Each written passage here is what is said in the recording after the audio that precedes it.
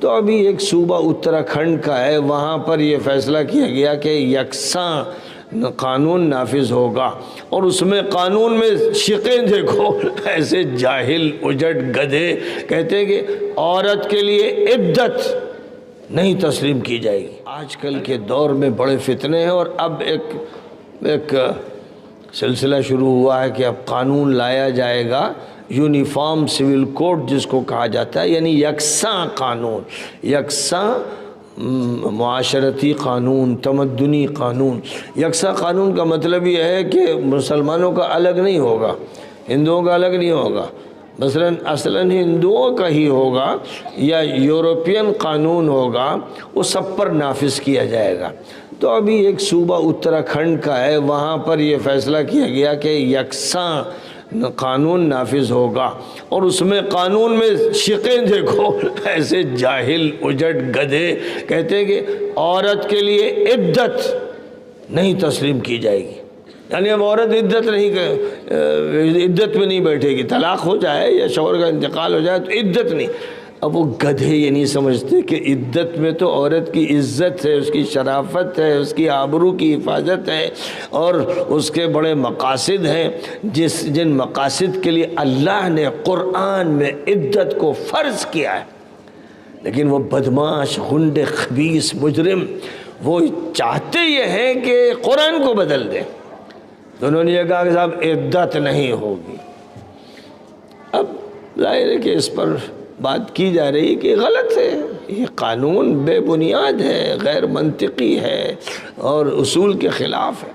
ایسے کہ مرد اور عورت کی میراث ایک ہوگی، قرآن میں یہ فرمایا گیا ہے کہ بھئی مرد کے 2 حصے، عورت کے 1 حصہ، اور یہ اس لیے فرمایا گیا ہے کہ مرد پر خرچے کی ذمہ داری ہے، یعنی شوہر ہے تو بیوی پر خرچ کرنا ہے، باپ ہے تو اپنی اولاد پر خرچ کرنا ہے، اور وہ بیٹا ہے کسی کا تو ظاہر ہے کہ اپنے ماں باپ پر خرچ کرنا ہے۔ سارے خرچ کی ذمہ داریاں مرد پر عائد کی گئی ہیں، اس لیے دوہرا اس کو حق دیا گیا ہے۔ عورت پر خرچ کی ذمہ داری نہیں ڈالی گئی۔ جب اس پر ذمہ داری نہیں ہے تو اس کا مطلب یہ ہوا کہ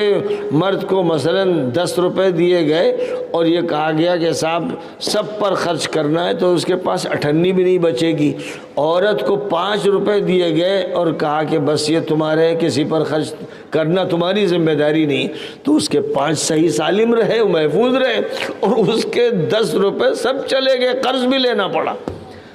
تو اس لیے مرد چونکہ قوام بنایا گیا، اور قوام کے معنی ہوتے ہیں ذمہ دار کے، اس لیے ذمہ داری کی بنیاد پر اس کو 2 حق دیے گئے کہ اخراجات اس کو برداشت کر رہے ہیں۔ عورت کو آدھا حصہ جو دیا گیا تو اس میں اخراجات کی ذمہ داری عورت پر نہیں ڈالی گئی، اس لیے اس میں فائدہ ہر حال میں عورت کا ہے اور مرد کا نہیں۔ اور بہت سے مواقع ایسے ہیں جہاں عورت کو پوری میراث ملتی ہے، جہاں مقابل میں کوئی مرد نہیں ہوتا ہے اس کو پوری میراث ملتی ہے۔ بہت سے ایسے میراث کے مسائل ہیں۔ تو اب یہ جو جاہل قسم کے لوگ ہیں، قانون داں، یہ قانون داں جو اسمبلی میں بیٹھتے ہیں اور ایک دوسرے سے لڑتے ہیں اور گالیاں دیتے ہیں اور کرسیاں پھینکتے ہیں اور مائک پھینکتے ہیں، یہ سب لوگ جو وہاں پہنچتے ہیں یہ قانون بنا رہے ہیں، یہ جاہل اوجٹ۔ تو اب ظاہر ہے کہ اللہ کے قانون کو توڑنا مقصود ہے، نبی کے قانون کے خلاف قانون بنانا مقصود ہے، اور چھیڑ چھاڑ مقصود ہے، اور کچھ نہیں۔ اس لیے کہ کوئی جاہل تو قانون بنا نہیں سکتا، بڑے بڑے علماء بھی قانون بناتے نہیں ہیں، بلکہ قرآن اور حدیث کی روشنی میں قانون بتاتے ہیں، بناتے نہیں ہیں۔ علماء کو بھی یہ حق نہیں کہ وہ قانون جو چاہیں بنا ڈالے۔ تو اب یہ حالت ہو رہی ہے کہ جاہلوں کے ہاتھ میں دے دیا گیا، جو دشمن بھی ہیں اور نفرت بھی جن کے دلوں میں ہے کہ وہ قانون بنائیں گے، تو ظاہر ہے کہ اس کا مطلب صرف یہی ہے کہ بہت سے لوگوں کو اذیت دیں، ان کو ستائیں اور تکلیفیں پہنچائیں۔ تو اس طرح کے قوانین بن رہے ہیں۔ اس لیے اب جو مدرسوں کی لڑکیاں ہیں، جو طالبات ہیں، معلمات ہیں، ان کی ذمہ داریاں دوہری ہو گئی ہیں، کیونکہ جو بھی برائیاں پھیل رہی ہیں فلم کے راستے سے، عریانیت کے راستے سے، بے پردگی کے راستے سے، اور پھر جو قانون بنائے جا رہے ہیں ان کے راستے سے، وہ سب عورتوں کے ذریعے مصیبتیں آ رہی ہیں، بلائیں آ رہی ہیں۔ اس لیے سب سے زیادہ مقابلہ عورتوں کو کرنا ہے۔ جب عورتیں مقابل میں آئیں گی، مثلا اگر یہ کہا جائے مرد جو ہیں وہ عورتوں کو بند کر دیتے ہیں اور ان کو لفافہ اڑا دیتے ہیں اور کیا کیا، تو یہ سمجھا جائے گا کہ بھئی مرد جو ہے وہ زیادتی کر رہے ہیں۔ لیکن اگر عورتیں مقابل میں آ جائیں اور کہیں کہ پردہ ہم نے اختیار کیا ہے، ہم نے اللہ کا حکم پسند کیا، ہم نبی کے ماننے والے ہیں، ہم پر کسی نے تھوپا نہیں، تو پھر بولتی بند ہو جائے گی۔ پھر جو اعتراض کرتے ہیں ان کی بولتی بند ہو جائے گی کہ بھی عورت خود مصر ہے، وہ کہتی کہ پردہ ہماری عزت ہے، ہماری آبرو، ہماری حفاظت ہے اور یہ اللہ کا حکم ہے۔ اس لیے جو لوگ یہ بات کرتے ہیں کہ پردہ نہ ہو، نقاب نہ ہو، یہ مجرم، خبیث، گندے اور شہوت پرست ہیں۔ یہ جواب جو ہے جب دیا جائے گا عورتوں کی طرف سے تو پھر بولنا بند ہو جائے گا ان مجرموں کا۔ یہی ہوا برطانیہ میں، فرانس میں، جو عورتیں اسلام لائیں یا جن کو ہدایت حاصل ہوئی وہ پہلے عیسائی تھیں اور بڑی پڑھی لکھی عورتیں، انہوں نے پورا برقع پہنا اور یہ کہا اپنے لوگوں سے کہ تم مجرم ہو، خبیث لوگ ہو، تم عورتوں کا مذاق بناتے ہو، کھلواڑ بناتے ہو، ہم تمہیں نہیں مانتے، ہم نے خوشی سے یہ برقع پہنا ہے۔ تو انہوں نے جو ہے بولتی بند کر دی بڑے بڑے یورپینس کی۔ آج یہاں پر بھی یہی سب مصیبتیں آ رہی ہیں، اس لیے لڑکیوں کو چاہیے کہ وہ زبردست تیاری کریں اور بولنا سیکھیں، کیونکہ اگر وہ گونگی رہیں، بات نہیں کر پا رہی ہیں، تب تو اسکول و کالج کی جو پڑھی ہوئی لڑکی ہے بدماش، فیشنیبل، وہ ان پر چڑھ دوڑے گی۔